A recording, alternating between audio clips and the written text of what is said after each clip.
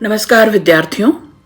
अपने BA honours Hindi के second year के विद्यार्थियों के लिए हिंदी उपन्यास में आज मैं श्रीलाल शुक्ल के राग दरबारी उपन्यास पर कुछ बात करूंगी।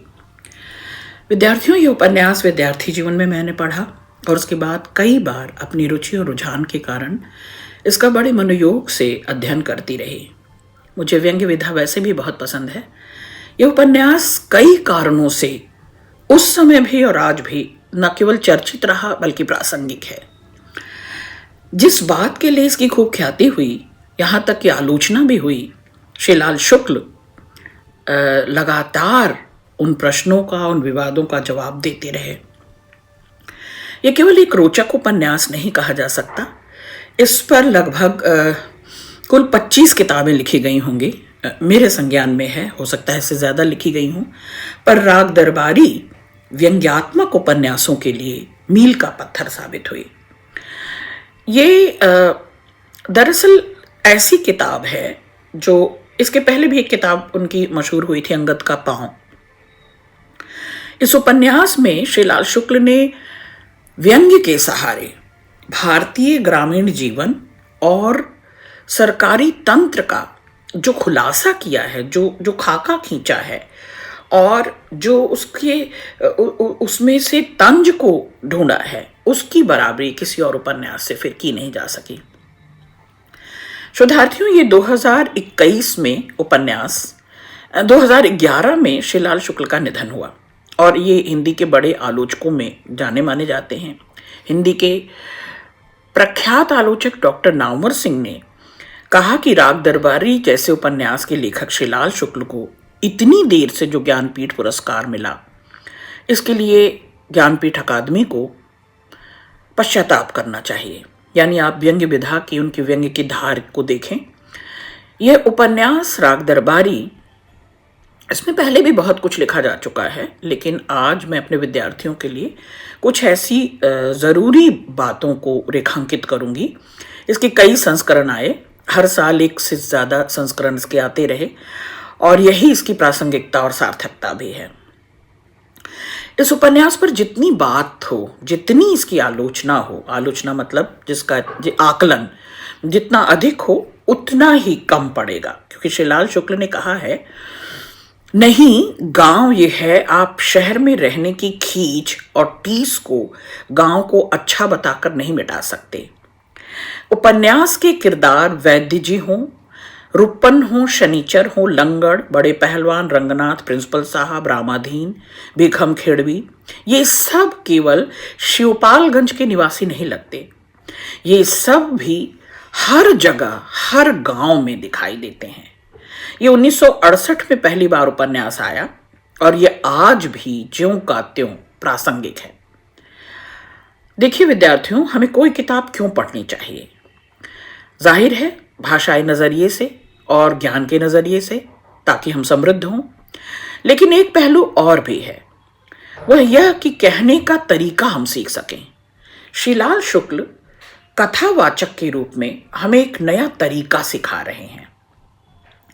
यह तय है कि आपके कहने का तरीका यानी शैली हमेशा कथ्य ही महत्वपूर्ण नहीं होता, उसका ढांचा, उसका फॉर्मेट भी उतना ही महत्वपूर्ण होता है। तो आपका कहने का सलीका और तरीका जो है, आज हम श्रीलाल शुक्ल के उस सलीके और तरीके पर भी बात करेंगे। किताब के जरिए जो समाज में तमाम विभीषिकाएं व्याप्त हैं, जो विद्रूपताएं हैं, जो बदसूरती है, जो जहालत है, गरीबी है, बदहाली है, करप्शन है, भ्रष्टाचार है, उस सब को भी हम करीब से देखेंगे और जानेंगे कि 50 साल से भी अधिक समय गुजर जाने के बाद भी क्यों गांवों की गरीबी, जहालत, बेरोजगारी, भ्रष्टाचार खत्म नहीं होता। श्रीलाल शुक्ल ने बड़ी ईमानदारी से गांवों की वास्तविक छवि को केरा है और इस हिसाब से हम इस उपन्यास के कैरेक्टर्स को भी अपने रूबरू पाएंगे, नज़दीक से देखने की कोशिश करेंगे। आइए विद्यार्थियों, शिवपालगंज पर कुछ बातचीत हो। शिवपालगंज को खोजने के लिए कहीं दूर जाने की ज़रूरत नहीं है। ध्यान से देखेंगे तो हमारे आपके बीच छोटे बड़े कई कस्बों में, कई छोटे छोटे नगरों में शिवपालगंज और न जाने कितने वैद्य जी, कितने रामाधीन, कितने भीमखेड़वी मौजूद हैं।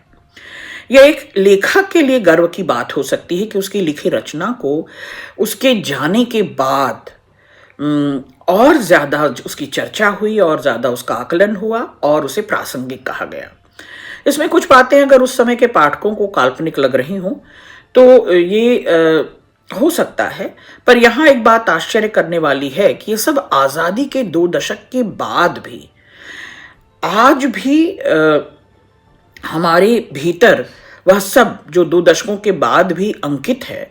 इतने लोगों ने अपने जान की कुर्बानी लगा दी, अपना बलिदान दिया आजादी को पाने के लिए, उसका विकृत स्वरूप, उसका उघड़ा हुआ स्वरूप, यानी 60 के बाद का गांव और समाज और भारत, उसका बेपर्दा रूप बड़े सलीके से श्रीलाल शुक्ल आपके सामने रख देते हैं। इस उपन्यास की कहानी की बात करूं तो कुछ मुख्य किरदारों के इर्द गिर्द कहानी नहीं घूमती, बल्कि सभी किरदार मुख्य हैं। इस उपन्यास का हर एक पात्र लगभग बराबर के किरदार का है, बराबर की अहमियत है। तो गांव की राजनीति के 2 ध्रुव हैं, एक वैद्य जी और दूसरे रामाधीन भीखम खेड़वी। वैद्य जी अपरोक्ष रूप से गांव का कॉलेज, कोऑपरेटिव सोसाइटी चलाते हैं और प्रधानी पद पर हैं। प्रधान पद पर वैद्य जी का गुट, पूरा गुट है, एक समूह है, उनका एक दरबार लगा रहता है, इस नाम से भी राग दरबारी सुविख्यात है। और वैद्य जी के 2 बेटे हैं, एक अखाड़े में पहलवानी करते हैं और दूसरे कॉलेज में राजनीति में गुंडागर्दी करते हैं। रंगनाथ शहर का पढ़ा लिखा रंगा चुंगा नौजवान है, एक लड़का ऐसा जो कुछ दिनों के लिए छुट्टी पर शिवपालगंज अपने मामा वैद्य जी के यहाँ आया हुआ है। ये सभी पात्र शिवपालगंज के रहने वाले हैं और कहानी के स्थानों के वर्णन में लखनऊ के पास का कोई इलाका, कोई स्थान है ऐसा कहानी में लगता है, क्योंकि बोली और बानी और भाषा से देखें तो अवधी भाषा का प्रयोग बार बार हो रहा है। कहानी में हास्य और व्यंग्य है। हास्य केंद्रित कहानी कह देना केवल इसके साथ राग दरबारी के साथ अन्याय होगा। हर एक पात्र का उद्देश्य सिर्फ यह रह जाता है कि हर कोई चीज उसके अनुसार हो रही है कि नहीं।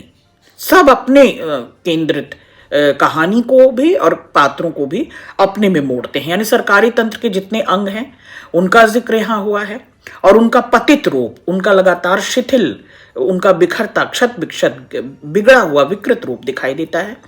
हर एक व्यवस्था के अनुसार हर कोई अपने को ढाल नहीं सकता। इस उपन्यास के पात्र ये सीख रहे हैं। यह करते समय एक आदर्शवाद का दिखावा भी बनाए रखा जाता है, क्योंकि भाषणों में आप देखें, व्याख्यान में, भाषण में तो आदर्शवाद की कोई कमी दिखाई नहीं देती। हर कोई भाषण देना जानता है। तो सामान्य जनता में शायद इस बात का भरोसा हो गया है कि जिसके पास ताकत है, शक्ति है, वही सब कुछ कर सकता है, जिसकी लाठी उसकी भैंस। अन्यथा व्यवस्था से लड़ने का कोई फायदा नहीं है। उपन्यास में यह भी दिखाया गया है कि किस प्रकार से रबर स्टैंप लोगों के माध्यम से सत्ता को पर्दे के पीछे से संचालित किया जाता है। इसी उपन्यास में आदर्शवाद और यथार्थवाद के बीच की खींचातान को भी दिखाया गया है।